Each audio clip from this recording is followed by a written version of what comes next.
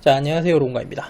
기초대사량에 대한 5번째 영상인데, 앞에 4개 영상에서는 굶거나 저칼로리 식단을 했을 때 몸이 어떻게 되는지에 대해서 이야기를 했었죠. 4번 영상 마지막에 나왔던 몸의 상태를 기하 모드, 겨울잠 모드라고 부르기도 하고, 그런 모드가 되는 몸의 반응을 굶주림 반응이라고 부르기도 하는데, 이번 영상에서는 이런 문제를 해결하는 방법에 대해서 이야기를 좀 해보려고 합니다. 앞에 영상에서 내용이 이어지고 있기 때문에 앞에 영상부터 순서대로 보셔야 내용을 이해하기 쉬운데, 앞에 영상 보지 않으신 분은 오른쪽 위에 있는 링크 클릭하셔서 순서대로 보시면 됩니다. 자, 상태에 따라서 대처 방법이 달라지는데 상태는 크게 두 가지로 구분할 수가 있습니다. 자, 첫 번째는 굶는 기간이 너무 길지 않은 경우.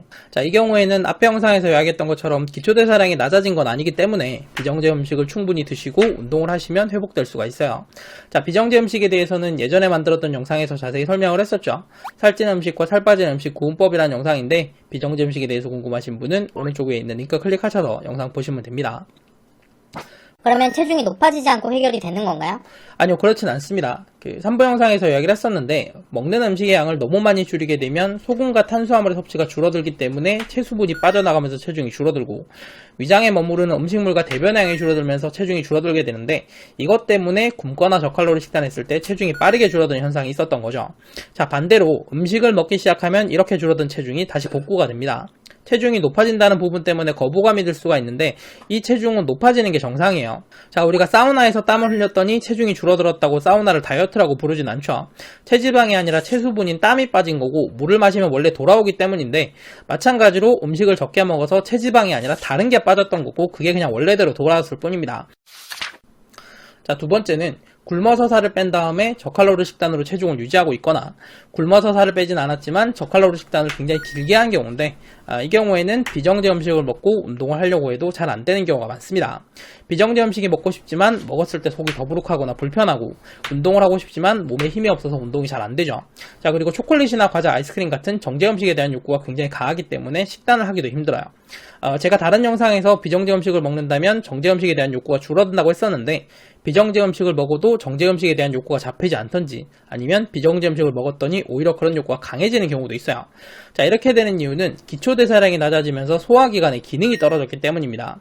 자, 기본적으로 비정제 음식이라는 거는 거친 음식을 말해요. 거칠고 소화가 잘 안 되는 음식이기 때문에 많이 먹어도 몸에 흡수되는 양이 적고, 몸에 흡수되는 양이 적기 때문에 다이어트에 좋은 거죠.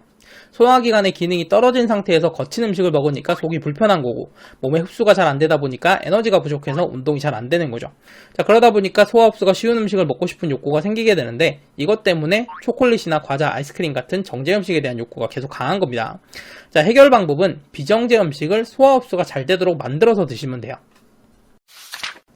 자, 살찌는 음식과 살 빠지는 음식 구분법 영상에서 이야기했던 내용인데, 음식을 갈거나 다지거나 빻으면 살찌는 음식이 됩니다.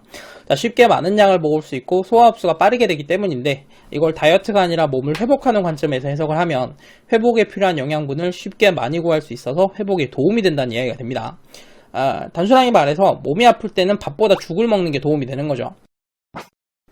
회복을 위해서 정제 음식을 먹으라는 건가요? 네, 그렇죠. 그런데 초콜릿이나 과자, 아이스크림 같은 정제 음식을 먹으라는 게 아니라 비정제 음식을 갈거나 다지거나 빻아서 먹으라는 겁니다. 이 두 가지는 굉장히 큰 차이가 있거든요.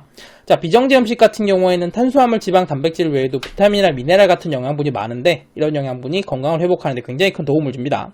자, 반면에 초콜릿, 과자, 아이스크림은 칼로리는 높아서 에너지는 얻을 수 있지만 저런 영양분이 부족하고, 그래서 몸을 회복시키는 데 도움을 주지는 못해요.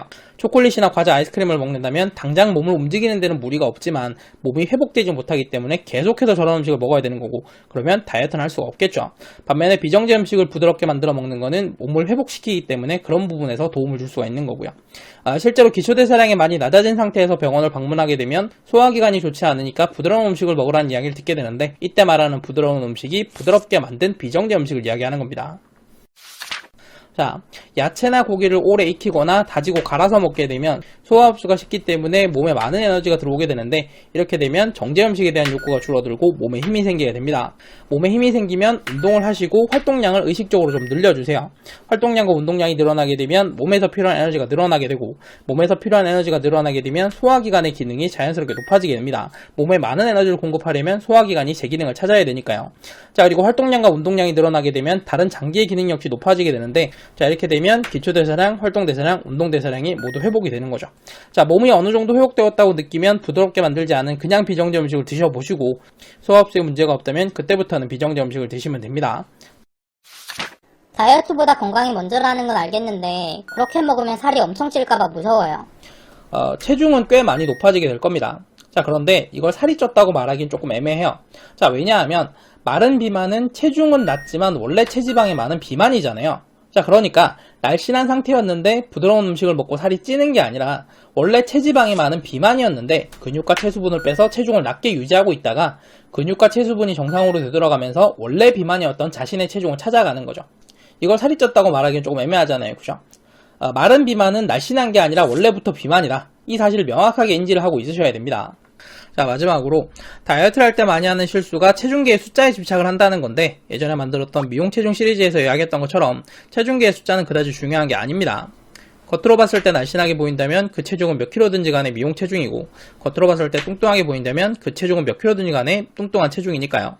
자, 실제로 마른 비만은 저체중이지만 겉으로 봤을 때 뚱뚱해 보이고 겉으로 봤을 때 뚱뚱해 보이기 때문에 다이어트를 계속 하는 거죠. 중요한 건 체중계의 숫자가 아니라 내가 어떤 모습으로 보이는가이기 때문에 체중계의 숫자에 너무 집착하지 않으셨으면 좋겠습니다. 지금 화면에 영상이 2개가 나오고 있을 텐데 오른쪽에 미용 체중 시리즈가 나오도록 해둘 테니까 미용 체중 영상 내용 궁금하신 분은 클릭해서 보시면 됩니다. 자, 이번 영상이 도움되셨다면 구독과 좋아요 부탁드리고 저는 다음 영상으로 다시 돌아오겠습니다. 감사합니다.